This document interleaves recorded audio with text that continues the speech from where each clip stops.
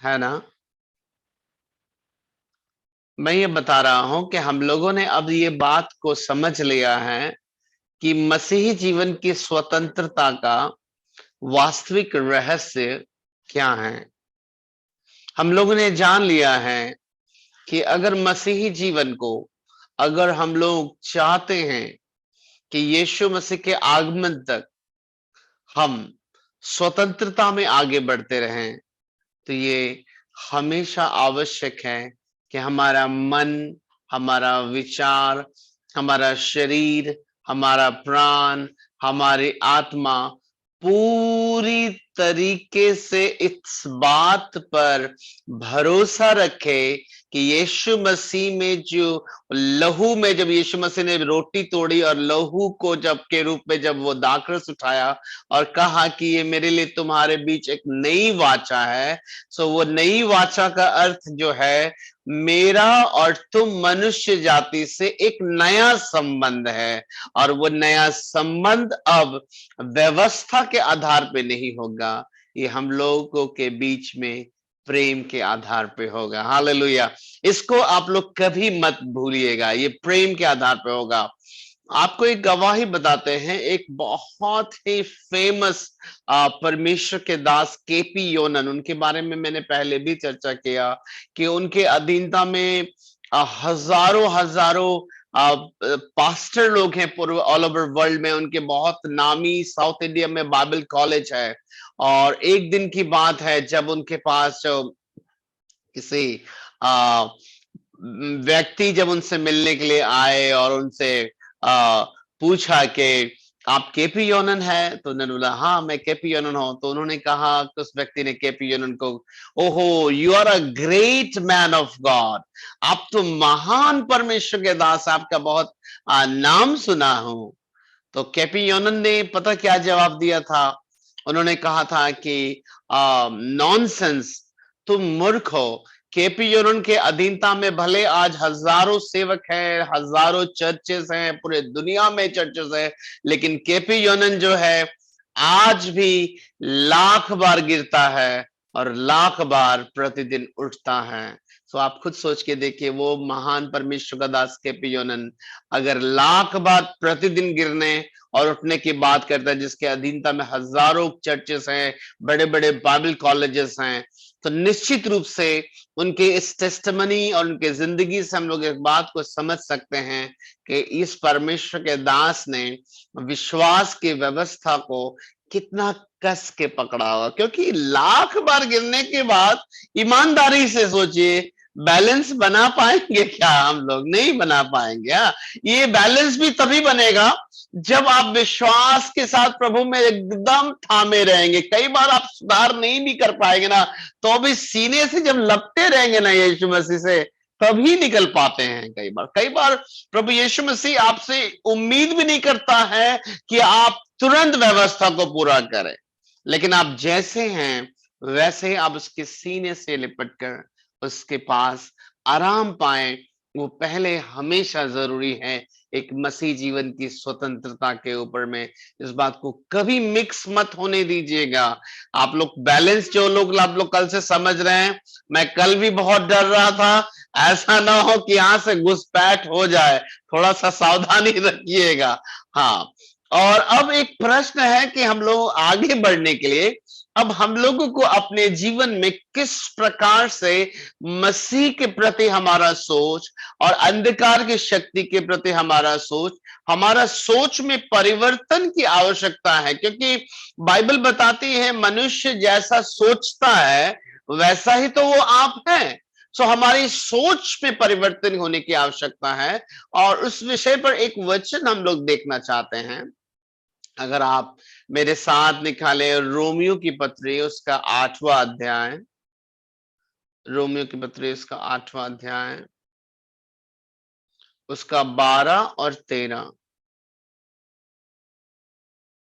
Romeo की पत्री उसका 8वां अध्याय उसका 12 और 13।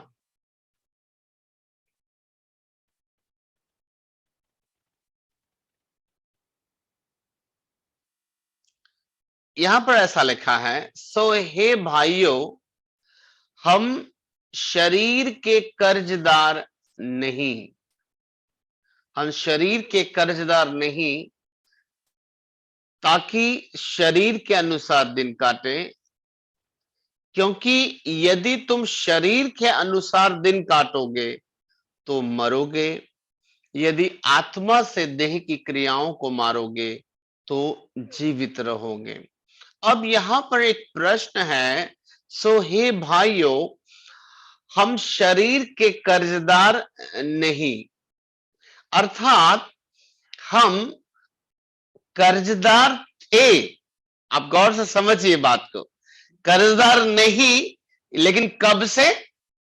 जब से यीशु मसीह ने हमारे कर्ज को क्रूस पर पे कर दिया, तभी से ना। अब हम कर्जदार, अब हम अंधकार की शक्तियों के नहीं, क्योंकि हम जब अंधकार में जिंदगी बिताते थे तो हम अंधकार के शक्तियों के प्रति कर्जदार थे, लेकिन अब जो है हम शरीर के कर्जदार नहीं, परंतु किसके कर्जदार हैं? हम प्रभु यीशु मसीह के कर्जदार हैं। इसलिए ध्यान रखने की बात है। देखिए, आपसे एक बात बताइए, जो कर्जदार होता है किसी का, वो उसके स्वाभाविक रूप से उसके अधीनता में आ जाता है कि नहीं आ जाता है? स्वाभाविक रूप से जिसका कर्जदार होता है ना, वो उसी के अधीनता में, प्रेशर में, दबाव में, उसके अधीनता में रहता है। और बाइबल बताती है, पौलुस कहना चाहते हैं, हे भाइयों, हम शरीर के कर्जदार नहीं, क्योंकि कर्जदार थे, लेकिन अब हम किसके कर्जदार हैं? अब हम प्रभु यीशु मसीह के कर्जदार हैं। सो अब प्रभु यीशु मसीह के अगर कर्जदार हैं, तो हमको अपना दिन जो है कैसे काटना है? शरीर के अनुसार, या फिर जिसके कर्जदार है उसके अनुसार दिन काटना है? आप देखिएगा, कई बार समझिए बात को, जैसे कल आपको लोगों को मैंने एक एग्जाम्पल बताया था कि एक पिता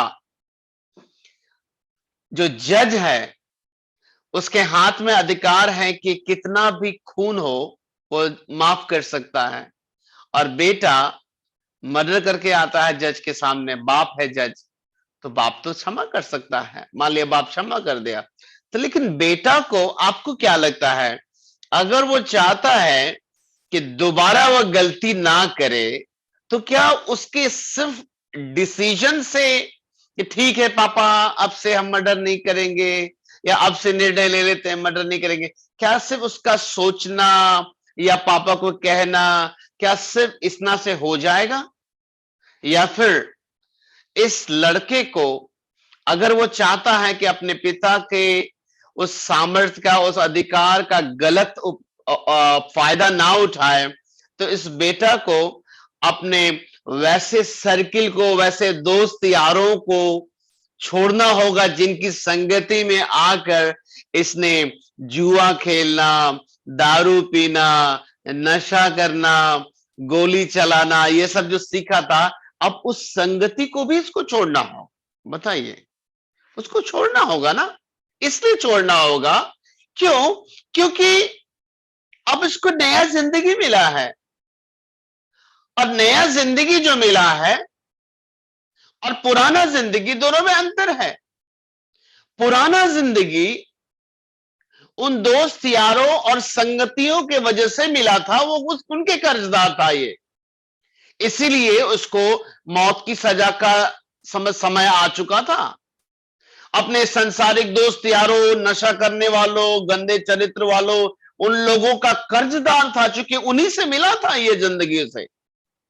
लेकिन कटघरे में आकर जब पिता ने उसे नया जिंदगी दे दिया, अब जब वो बाहर निकला है, तो अब ये किसका कर्जदार है? क्या अपने दोस्त यारों का या पिता का? आप बताइए, पिता का। तो अगर पिता का कर्जदार है, तो क्या इसको अपने उन्हीं दोस्त यारों में, उसी मार्ग में वापस लौट जाना चाहिए, उसी आचरण में, उसी तौर तरीके में, उसी रंग ढंग में, या फिर अब इसको, अब पिता किस तरह से चाहते हैं, उसके लिए नई सोच रखने की आवश्यकता है। मैं समझता हूं कि अब उन दोस्त यारों का जो शिक्षाएं, जो आचरण उनसे मिला था, अब उसका ये कर्जदार अब ये लड़का नहीं रहा। अब इसको नई जिंदगी मिल गई है, अब पिता का कर्जदार है, क्योंकि पिता ने उनको नया जिंदगी बख्शा है। अब इसको नया मार्ग चुनना चाहिए इसको। मेरे प्यारे भाई बहन, मसीही समाज के अंदर में ये एक ऐसा टर्निंग पॉइंट है जहां से सारे मसीहों का वास्तविक वास्तविक रूप से उनकी आत्मकथा का एक दिशा निर्धारित होती है जिंदगी की। इस जगह से कुछ लोग हैं जिनको पिता नई जिंदगी देता तो है, लेकिन अपने आप को उन्हीं का कर्जदार महसूस करते हुए उन्हीं के बीच में लौट जाते हैं। और बहुत थोड़े हैं जो सोचते हैं कि नहीं, अब मैं उनका कर्जदार नहीं हूं, उनके कर्ज से तो मैं मौत के कटघरे में पहुंच गया था, अब वो नहीं। अब तो पिता ने जो मुझे जिंदगी दी है, अब पिता जैसा चाहता है, जैसा मुझे गाइड करता है, अब मैं पिता के अनुसार जिंदगी बिताऊंगा। मेरे प्यारे भाई बहन, मसीह जीवन में मैंने क्या देखा, हम लोग जब प्रभु यीशु को जानते हैं, जिस परंपरा से, जिस समाज से होकर आते हैं, कई बार हमारे माँ बाप अन्य जाति होते हैं, हमारी पत्नी अन्य जाति होती है, कई बार हमारे पूर्वज अन्य जाति होते हैं, हमारे दोस्त यार अन्य जाति होते हैं, और उनके बीच में हम लोगों को सुसमाचार मिलता है और नई जिंदगी मिलती है। और जब नई जिंदगी मिलती है, उसके बाद मैक्सिमम मैक्सिमम लोग इस वचन को तोड़ देते हैं। कैसे? वो सोचते हैं वो सब तो ठीक है, समाज क्या कहेगा, मेरे मम्मी को बुरा लगेगा, अचानक से हम छोड़ देंगे मूर्ति पूजा तो मेरे पापा को बुरा लगेगा, मेरे पड़ोसी क्या कहेंगे। यानी इसका हृदय देखिए, मिला है नया जिंदगी किसके द्वारा? प्रभु यीशु मसीह के द्वारा। लेकिन चिंता क्या है? मेरे रिश्तेदार क्या बोलेंगे, बाप रे, कहेंगे कि जब से मसीह में आए तो एकदम बदलिए गया। हमको थोड़ा सा मिला के चलना चाहिए, मिला के। सो जिंदगी मिला किसी से और कर्जदारी भर रहे किसी और का। और इस प्रकार से आप समझ लीजिए, बहुत बड़ा मसीही समाज है जो बाहर से तो दिख रहा है मसीह, लेकिन ये लोग आज भी ऐसा जिंदगी बिता रहे हैं जैसे इनको आप देख के कह सकते हैं कि ये सच में शरीर के कर्जदार हैं। मैंने बहुत सारे, यहां तक कि अपनी कलीसिया के भाई बहनों को देखा कि उनका ब्लड रिलेशन का कोई रिश्तेदार आ जाएगा ना, तो कलीसिया और कलीसिया के अगवा जहां जाना जाए भागे। अभी तो शरीर के कर्जदार लोग आ गए, बाप रे, इनको कैसे दुखी कर सकते हैं, बाप रे, यही तो हमारे माई बाप है, यही तो हमारा खानदान है। मरनी में, सब चीज में, ब्याह में आईवे नहीं करेगा हमारा बेटा का। देखिए, शरीर के कर्जदार हैं आज भी, और जिसकी वजह से इनके जिंदगी में कभी भी आत्मा की सहायता, लिखा आगे, आत्मा से देह की क्रियाओं को मारोगे तो जीवित रहोगे। उनके अंदर का मसीह कभी भी जीवित नहीं रह पाता, मसीह जीवन, क्योंकि परमेश्वर का आत्मा कहता है कि इनसे दूर हो जाओ। तुम्हारे माता भाई याद करो, वो हैं जो पिता की इच्छा पे चलते हैं। याद करो, वचन में लिखा है, यीशु मसीह ने क्या कहा, मेरे माता और भाई वो हैं जो पिता की इच्छा में चलते हैं। नहीं, हम शरीर के कर्जदार हैं अभी भी। मैं अपनी मम्मी को नहीं छोड़ सकता, मैं अपने पापा को नहीं छोड़ सकता, मैं अपने रिश्तेदारों से मुंह नहीं मोड़ सकती, इनके साथ मैं बचपन बिताई हूं, इनके साथ पूरा जिंदगी मुझे मिला है।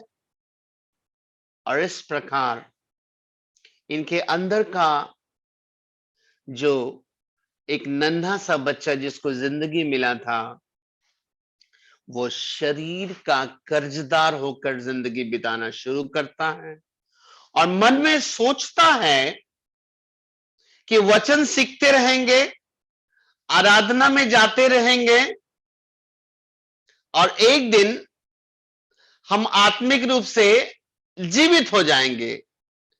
और होता क्या है, शरीर के कर्जदार होने के कारण लिखा है, शरीर के अनुसार दिन काटोगे तो मरोगे। और वो अंदर ही अंदर मरना शुरू हो गया। और बहुत लोग इस संसार में सिर्फ मसीही का मुखौटा है, अंदर से मरा हुआ है। मेरे प्यारे भाई बहन, this is the turning point. जो हल पर हाथ रखकर पीछे देखता है, वो मेरे राज्य के योग्य नहीं है। मेरे प्यारे भाई बहन, पौलुस कहता है, हे भाइयों, हम शरीर के कर्जदार नहीं। मेरे प्यारे भाई बहन, मैं क्या देखता हूं कि विश्वास में तो हम आ जाते हैं, चंगाई भी मिल जाता है, छुटकारा का अनुभव होता है, सब स्वाद चख लेते हैं हम, लेकिन कभी भी हमारा हृदय उस जीवते परमेश्वर के प्रति कर्जदार महसूस नहीं करता। हम हमेशा कर्जदार महसूस करते हैं जिसने अपनी कोख से पैदा किया, जो माँ बाप, वही उसी के कर्जदार महसूस करते हैं। और वो अविनाशी बीज, परमेश्वर के सदा ठहरने वाले वचन से हमें जन्म दिया है, जो अविनाशी माता और पिता के समान परमेश्वर हमें जन्म दिया, उसकी कोख के प्रति हमारा रवैया बहुत ही छोटा होता है। लेकिन संसारिक एक नश्वर माँ बाप जो जन्म देता है, उसके कोख के प्रति भले ही हम बहुत बड़ा बाइबल का स्कॉलर बन गए हैं, बहुत नॉलेज हो गया है, लेकिन संसारिक माँ बाप के प्रति हमारी निष्ठा और जीवते परमेश्वर के सदा ठहरने वाले अविनाशी बीज से जो हम जन्म लिए, उस जीवते परमेश्वर के वचन से जो हमारे प्रति, हमारे अंदर जो होना चाहिए, उसके प्रति जो है हमारे अंदर में वो भूख और प्यास और वो सच्चाई नहीं होती है। सो मेरे प्यारे भाई बहन, ये आवश्यक है कि हम लोग इस बात को अपनी जिंदगी में जांचे कि क्या सचमुच जब हमें जीवता परमेश्वर ने हमें जिंदगी दिया, तो क्या उस जीवते परमेश्वर से बढ़कर क्या एक नश्वर मनुष्य हो सकता है? क्या एक नाशवान पुरुष हो सकता है? नहीं, कदापि नहीं हो सकता है। लेकिन मेरे प्यारे भाई बहन, ये हम लोगों ने इस टर्निंग पॉइंट पर आकर हम लोग हमेशा चूक जाते हैं, और जिसका नतीजा हम कभी भी जीवते परमेश्वर के एक सच्चे दास और दासी नहीं बन पाते हैं।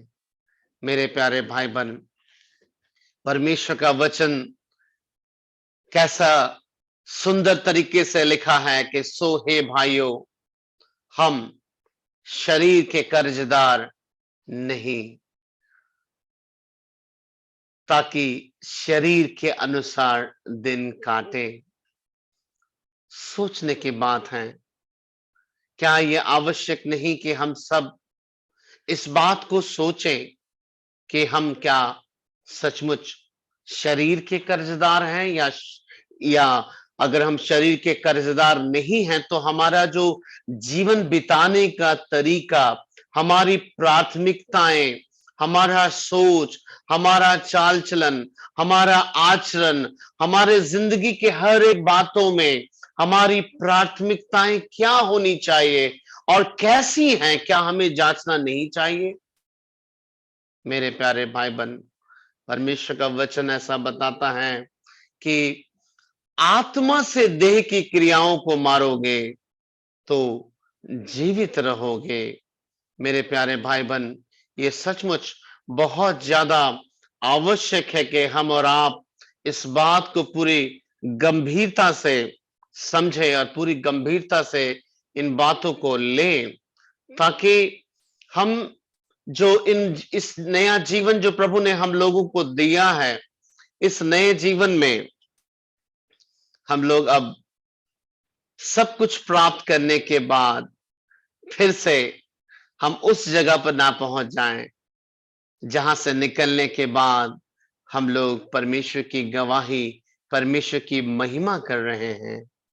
मेरे प्यारे भाई बहन, एक और वचन मेरे साथ निकालें। पहला यूहन्ना उसका पहला अध्याय उसका 9वां वचन। पहला यूहन्ना उसका पहला अध्याय उसका 9वां वचन।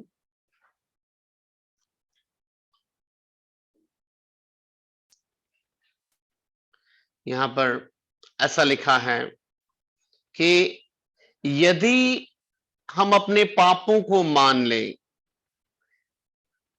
तो वो हमारे पापों को क्षमा करने और हमें सब अधर्म से शुद्ध करने में विश्वास योग्य और धर्मी हैं। मेरे प्यारे भाई बहन, यहां पर जो वचन लिखा है, यदि हम अपने पापों को मान लें, यदि हम अपने पापों को मान ले तो वो हमारे पापों को क्षमा करने और हमें सब अधर्म से शुद्ध करने में विश्वास योग्य और धर्मी हैं। मेरे प्यारे भाई बहन, ये जो वचन लिखा है, यदि हम अपने पापों को मान ले, यहां पर अपने बाइबल में पापों को मान ले का अर्थ जो है सिर्फ इस बात से नहीं है कि अपनी जिंदगी में एक बार या दो बार मान ले।